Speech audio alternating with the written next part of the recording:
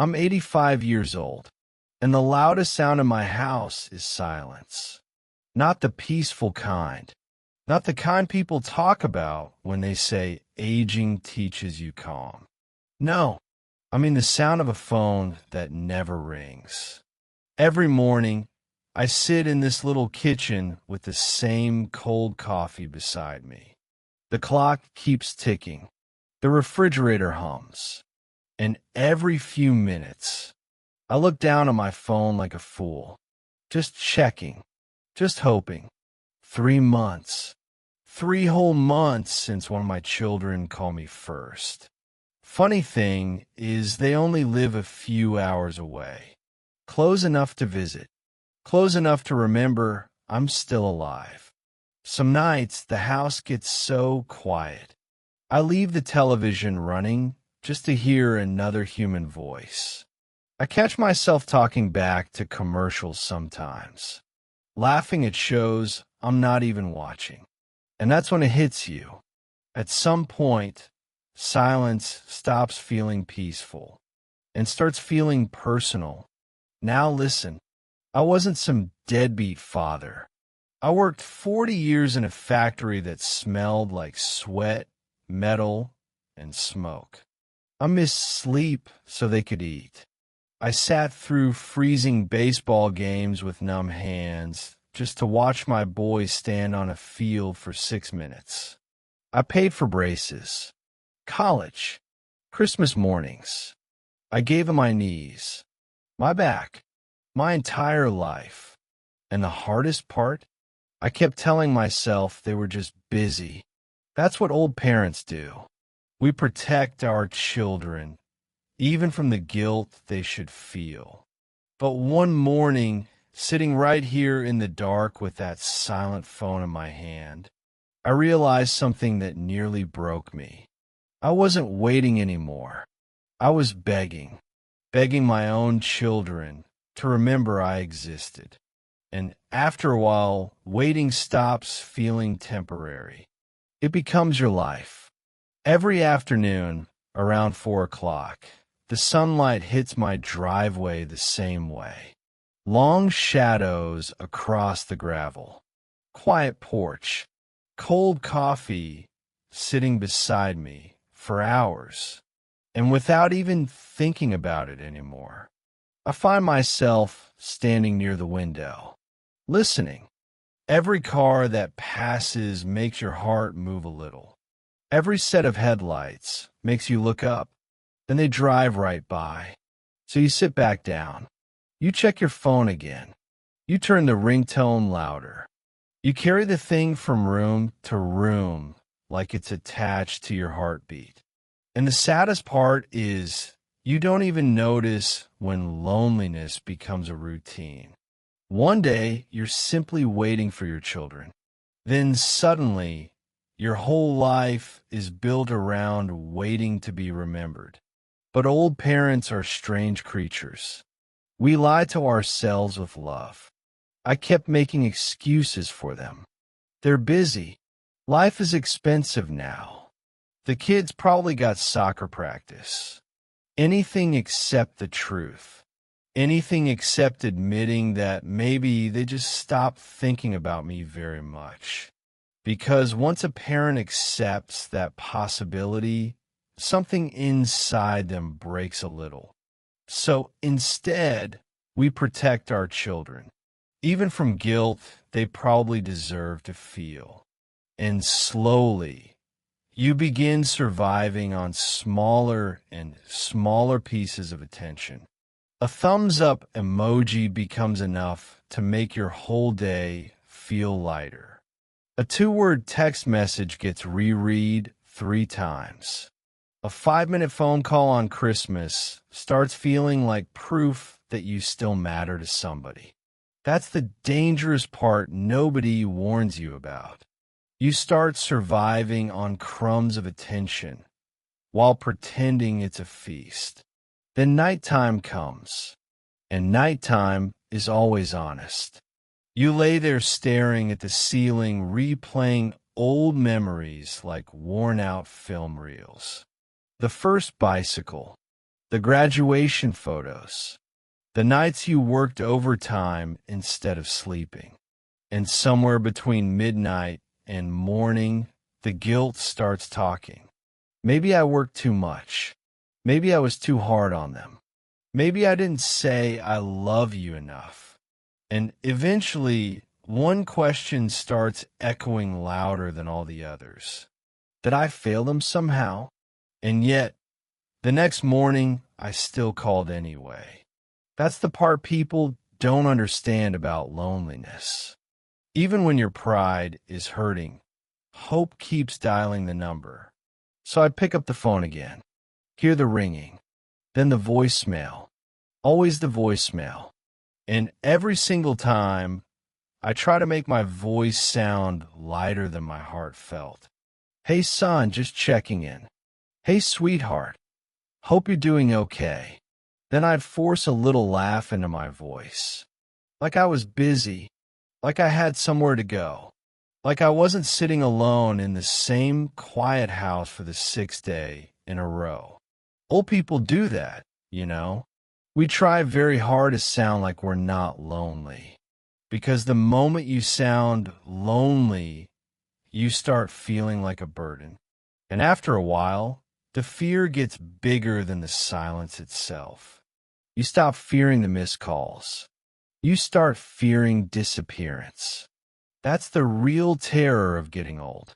Not wrinkles, not sickness, not even death.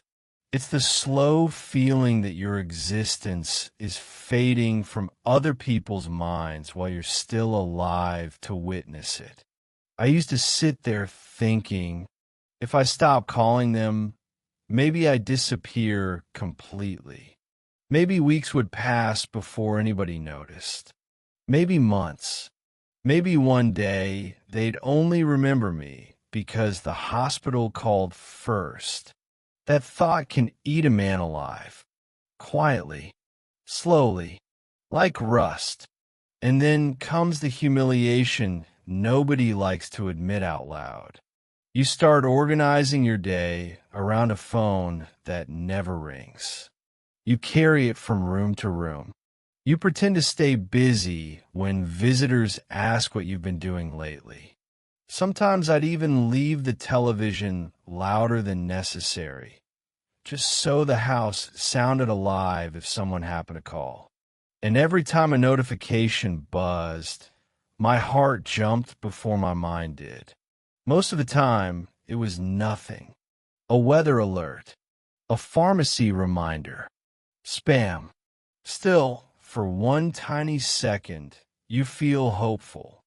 And somehow, that makes the disappointment hurt even more. Nothing humiliates a parent more quietly than waiting to be remembered. And somewhere inside all that exhaustion, something finally started cracking open inside me. Not anger, not resentment, just truth. Slow, painful truth. I started realizing that love was never supposed to feel like this. Love should not have to be chased down hallways. It should not have to beg for 5 minutes of attention. And it should never make a grown man feel invisible in his own life. That was the realization that exhausted me the most. Begging for love slowly teaches people to value you less. And then one night, something inside me finally gave out. I remember it clearly. I called my son around 7:40 in the evening. Not for any special reason. I just wanted to hear another human voice that knew my name before my hair turned gray. The phone rang 4 times. Then came the voicemail again. Same recording. Same cheerful tone. Same emptiness afterward. So I left another message. Hey buddy, it's Dad. Just checking in. Call me when you get a minute. I try to sound casual, easygoing, like I hadn't spent half the day rehearsing those 12 words in my head. But when the message ended, I just sat there in the dark kitchen staring at the phone in my hand.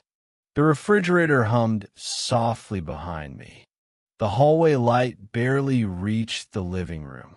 My hands were shaking a little, though I told myself it was just because I was tired. But deep down, I knew it wasn't exhaustion from age anymore. It was emotional exhaustion. And sitting there in that silence, something painful finally became impossible to ignore. If I have to remind my own children that I exist, then maybe they already forgot. Not completely, of course. Not in some cruel movie villain kind of way. I'm sure they'd cry at my funeral someday. I'm sure they'd say nice things about me. But that realization still cut deep. Because being loved in memory is not the same thing as being loved in real life. And strangely enough, I wasn't angry when that truth hit me. That's the part that surprised me most. I wasn't furious. I wasn't bitter. I was just tired. Tired of hoping every day would be different. Tired of pretending small scraps of attention were enough. Tired of building my entire emotional world around people who had already moved on with theirs. So I did something small that ended up changing my life. I put the phone down. Not dramatically. No speech. No final gudvie. I just placed it on the kitchen counter and decided I was done chasing people who clearly did not want to be caught. No more extra texts. No more just checking in. No more pretending I needed something from the grocery store just to have an excuse to call. And for the first time in years, silence changed shape. It stopped feeling like punishment and started feeling like a boundary, like dignity, like survival. But I won't lie to you. The first few days were terrifying. The house suddenly felt bigger than before. Colder somehow. Every room echoed differently when you stopped expecting footsteps. I kept reaching for the phone out of habit. Sometimes I even picked it up before realizing there was nobody left to call who hadn't already chosen distance. That feeling, it's almost like withdrawal. Because when you spend years chasing people emotionally, your whole identity starts wrapping itself around the chase.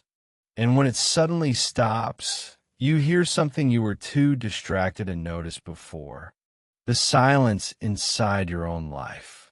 And that's the painful part nobody warns you about. When you stop chasing people, you finally hear how empty your life became around them. And somewhere inside all that silence, I slowly began understanding something my grandfather told me many years ago. He used to say, if you spend your life chasing butterflies, they'll always fly away. But if you build a beautiful garden, sometimes they come on their own. Back then, I thought he was talking about women. Turns out, he was talking about people, about love, about attention, about dignity. Because the truth is, the more desperately you chase people emotionally, the more your life starts shrinking around them. And one day you wake up realizing you abandoned yourself while trying not to be abandoned by others. So instead of chasing voices that no longer call me back, I started trying to build a life again. Not a big life. Not some glamorous movie ending. Just a life that still felt worth waking up to. I went back into the garage one morning and found my old woodworking tools buried under years of dust. The smell of sawdust hit me before the memories did.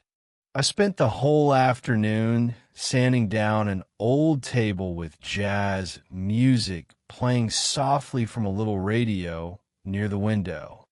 And for the first time in years, the house didn't feel dead. I started cooking again, too. real meals, gumbo, beef stew, cornbread from scratch. Not because anybody was coming over, just because I remembered I deserved a warm meal, even if I ate it alone. Sometimes I'd fix old lamps or broken chairs just to keep my hands busy. And somewhere between the smell of wood shavings and the sound of Miles Davis playing in the kitchen, I remembered who I was before loneliness swallowed me whole. That's the strange thing about healing. It rarely arrives all at once. It comes back quietly, in tiny human moments. A peaceful dinner alone, an early morning walk while the world is still asleep, sunlight falling across an empty living room that no longer feels hostile. And little by little, the silence changed again. At first, silence felt like rejection. Then it felt like grief. But eventually, it started feeling like peace. Not because my children suddenly changed.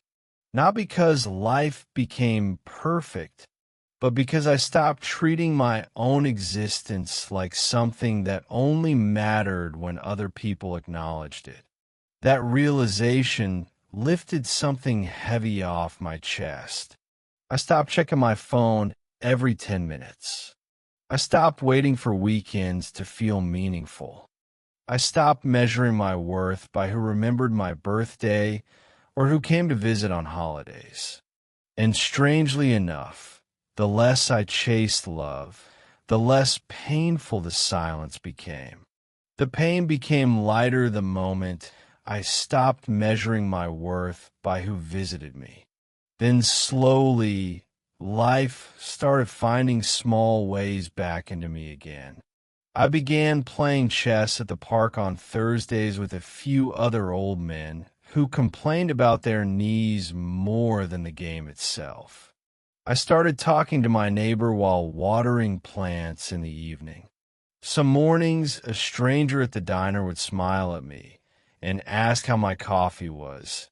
And somehow, that tiny moment of kindness carried more warmth than some family phone calls ever did. That's when I realized something nobody tells you about getting older. A meaningful life is not built from grand moments. It's built from small moments that make you feel human again. And after years of feeling emotionally invisible, those small moments started bringing me back to life. And then one afternoon, the phone finally rang. Not a scam call, not the pharmacy, not a weather alert. My daughter. I remember just staring at the screen for a second before answering. Funny how something that used to happen every day can start feeling unreal when it disappears long enough. So I picked up the phone and heard her voice say, "Dad, what have you been doing lately?" And for the first time in years, I didn't rush to keep the conversation alive. I didn't search desperately for stories just to make her stay on the line longer. I didn't pretend I needed help with something just to hear her voice another few minutes. I simply talked to her, calmly, honestly, like a man whose entire emotional survival no longer depended on a single phone call. And after we hung up, I sat there realizing something painful about family. Sometimes people come back. Sometimes they don't. Some children eventually notice your silence and begin reaching toward you again. Others stay distant no matter how much love you gave them. That's the truth nobody wants to say out loud because it sounds too cruel. But age teaches you that love does not always return in equal measure, even inside families. And strangely enough, some people love you better once they realize you can survive without them. Maybe because desperation exhausts people. Maybe because dignity changes the way they see you. Or Maybe because when you finally stop chasing, people are forced to confront the silence they helped create. But here's what mattered most. By then, I was no longer rebuilding my life so somebody would come back. I was rebuilding it because I finally understood my life still belonged to me. That doesn't mean I stopped loving my children. I didn't. You never stop loving your children. Not really. Even when they disappoint you. Even when they forget you longer than they should. But love and chasing are not the same thing. That took me 85 years to understand. You can miss people deeply and still stop chasing them.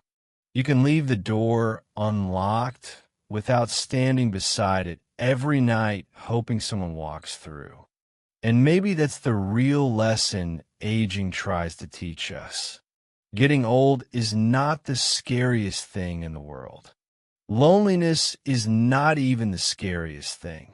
The scariest thing is slowly forgetting how to live for yourself because you spent so many years living emotionally for other people. This morning, I was out in the workshop again. Sunlight was falling across the wooden table I've been building all month. The radio was playing softly in the background. My phone stayed in my pocket the entire time. And for once, I didn't need it to ring to feel alive. My children stopped visiting. But strangely, that was the year I finally came back to myself. And before I go, let me leave you with one last truth. Some parents spend the final years of their lives sitting near windows, waiting for footsteps that never come, waiting for a phone call that keeps getting delayed until one day, without anybody noticing, the waiting becomes their entire existence. And maybe that's why this kind of loneliness hurts so deeply, because it doesn't arrive all at once. It arrives quietly, one missed visit at a time, one forgotten birthday at a time, one silent evening after another.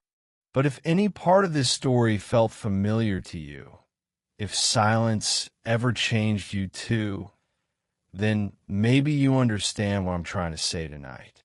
So tell me your story down below.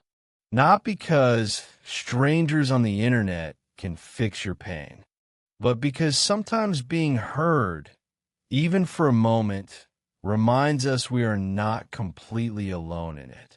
And maybe growing old was never really about being remembered by everyone. Maybe it was about remembering yourself again.